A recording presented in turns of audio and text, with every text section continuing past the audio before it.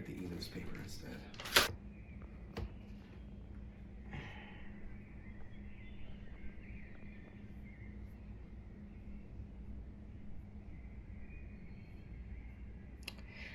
Never mind.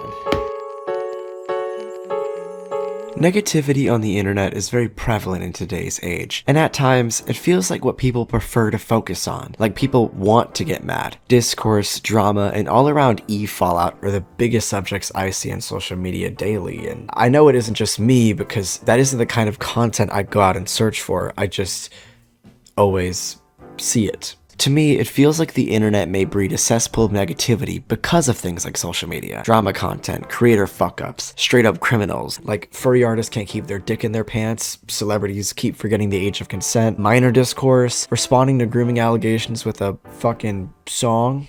The only thing I've ever groomed is my 2 Persian cats. I'm not a groomer, I'm just a loser.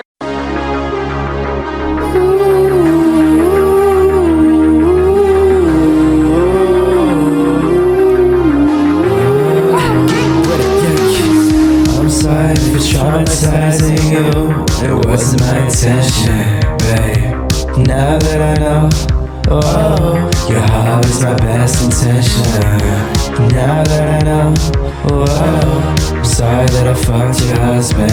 I did what I didn't know. Oh. I could have easily made a joke about grooming there, but I didn't. I'm better than that. That other thing that I did that I can't mention in this song, cause it'll get me criminally indoctrinated. Oh yeah. But when it comes to the internet's general media consumption, it just appears statistically that negativity and sadness garner more attention. When this place is meant for education, entertainment, and opportunity, social media, specifically Twitter, can feel like a watered down cesspool to make you feel worse than you already are. And I know a lot of people get serotonin by bringing others down, like that's your happiness. When a musician makes a great achievement, people go digging for when they said the F slur in 2011.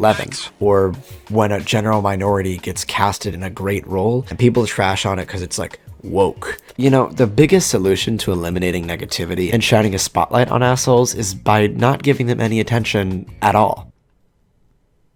But aren't you doing the opposite right now?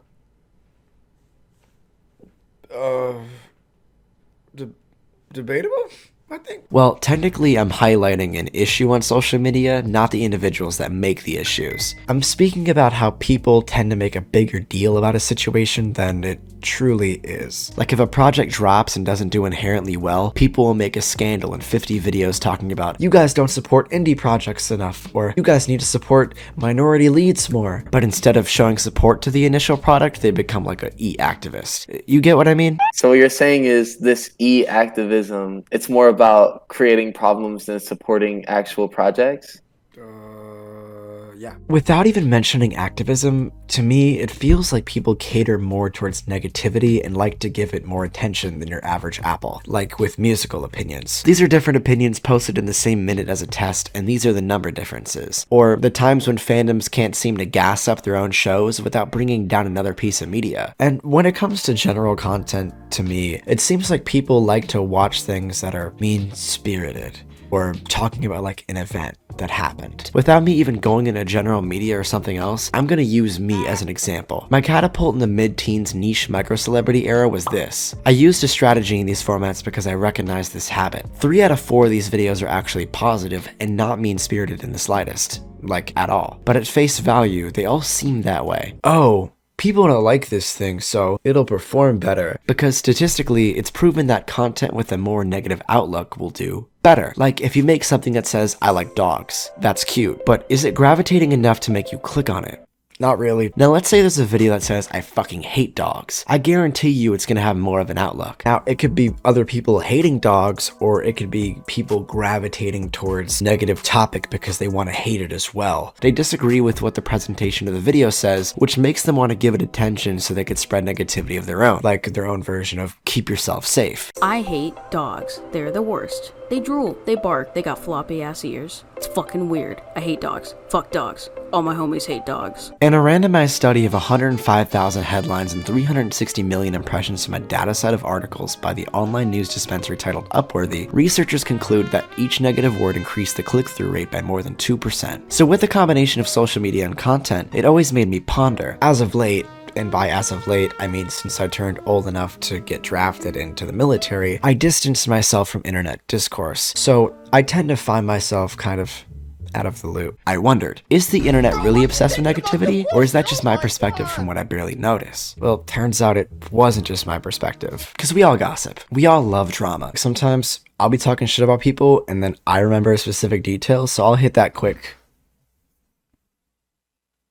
You will not believe what just happened. So I get it, but when looking into it, I actually learned a few things. The brain's negative bias emerges during the latter half of a child's first year of life. And think about this for a second. When it comes to things that aren't even related to the internet, we as humans all have something naturally which is considered negativity bias. This article states one thing that I find myself absolutely agreeing with and reaching a state of self-realization. You can ignore all of somebody's flaws and problems if you like them, but the minute your dynamic is shifted, they piss you off, or a problem is presented, you tend to start focusing on every negative aspect that didn't happen before. Or maybe a fight didn't even occur. You can spend too much time with somebody and start to despise the way they sneeze. So I guess maybe it isn't the internet being obsessed with negativity, but us. Like most of us. But also the internet is obsessed with negativity. In an experiment done by the School of Social Sciences in the University of Mannheim, they set up a 50-50 raffle, but manipulated the results to come in streaks. For example, someone will notice 10 winners in a row while someone else will notice 10 losers in a row. The people who view the losers in a row will tend to gather a larger negative bias for the raffle. This experiment applies to the internet as a whole. Negativity on the internet can be a trend like anything else. This can apply to people spending too much time on certain media and thinking of it as something bigger than themselves. Something you do or a show you like can get initial negative press which stains your opinion on it forever. Going back to something later on, without all the wildfire, may make you like it more. Your expectations aren't taunted by consistent negative press, and you can enjoy something without getting a rock thrown at your window. The truth can be anywhere on the scale, so whether the internet is obsessed with negativity or we as people are, I guess it's better to just approach things with an open mind and say, fuck it. Maybe you can enjoy your robe and coffee this morning. Jeez Louise. Oh my god. This guy done? Me? Yeah, you. Like, I kind of zoned out. What was you even talking about? From which You part? wanna repeat it? Where'd I lose you? Like, from the jump, bro. You was talking about Twitter or something? Hey man, thank you to my patrons, Marissa's Cool, Mimi Diggs, and Jean Maret. You can go to my Patreon down below, please. Okay, what's up, my nigga? Word up to 7 figures. My swag is always capital and live in North Virginia. Pino on that hood beat. You ain't know he had it in him. Came on this beat. I ain't even buy a dinner,